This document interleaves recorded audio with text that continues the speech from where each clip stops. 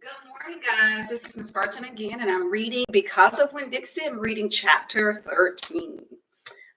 Me and Winn-Dixie got into a daily routine where we would leave the trailer early in the morning and get down to Gertrude's Pets in time to hear Otis play his guitar music for the animals. Sometimes Sweetie Pie snuck in for the concert, too. She sat on the floor and wrapped her arms around Winn-Dixie and rocked him back and forth like he was a big old teddy bear. And then, when the music was over, she would walk around trying to pick out which pet she wanted. But she always gave up and went home because the only thing she really wanted was a dog like Winn-Dixie. After she was gone, I would sweep and clean up and even arrange some of Otis's shelves because he did not have an eye for arranging things like I did. And when I was done, Otis would write down my time in a notebook that he had marked on the outside. One red leather collar, one red leather leash. And the whole time he did not in any way ever act like a criminal. After work at Gertrude's Pets, me and Winn-Dixie would go over to Herman W. Block Memorial Library and talk to Miss Franny Block and listen to her tell us a story. But my favorite place to be that summer was in Gloria Dump's yard. And I figured it was Winn-Dixie's favorite place to be too, because when he got up to the last block before her house, Winn-Dixie would break away from my bike and start to run for all he was worth, heading for Gloria Dump's backyard and his spoonful of peanut butter. Sometimes Dunlap and Stevie Dewberry would follow me. They would holler, "There goes the preacher's daughter visiting the witch." "She's not a witch," I told them. It made me mad the way they wouldn't listen to me and kept on hot believing whatever they wanted to believe about Gloria Dump. One time Stevie said to me, "My mama says you shouldn't be spending all your time cooped up in that pet shop and at that library, sitting around talking with old ladies.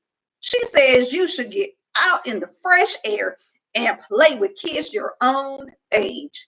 That's what my mama says." "Oh, lay off her," Dunlap said to Stevie. Then he turned to me. "He don't mean it," he said. But I was already mad. I shouted at Stevie. I said, "I don't care what your mama says. She's not my mama, so she can't tell me what to do." "I'm gonna tell my mama what you said there," shouted Stevie, "and she'll tell your daddy, and he'll shame you in front of the whole church. And that pet shop man is retarded, and he was in jail, and I wonder if your daddy knows that." "Otis is not retarded," I said, "and my daddy knows that he was in jail." That was a lie, but I didn't care. "And you can go ahead and tell on me if you want, you big bald-headed baby." I swear it about wore me out yelling at Dunlap and Stevie Dewberry every day. By the time I got to Gloria Dump's yard, I felt like a soldier who had been fighting a hard battle. Gloria would make me a peanut butter sandwich straight off, and then she would pour me a cup of coffee and half milk, and that would refresh me. "Why don't you play with them boys?" Gloria asked me. "Because they're ignorant," I told her. "They still think you're a witch. It doesn't matter how many times I tell them you're not." "I think they are just trying to make friends with you on a roundabout way," Gloria said.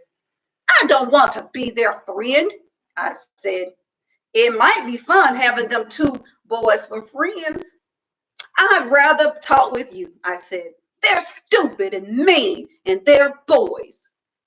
Gloria would shake her head and sigh, and then she would ask me what was going on in the world and did I have any stories to tell her, and I always did. So that is the end of chapter 13.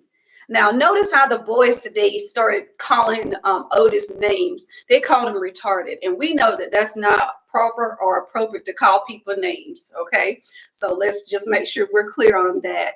But she called them names too, so I wonder what's going to happen with her relationship with them. We'll have to keep reading to find out more. But that's the end, chapter 13. See you soon.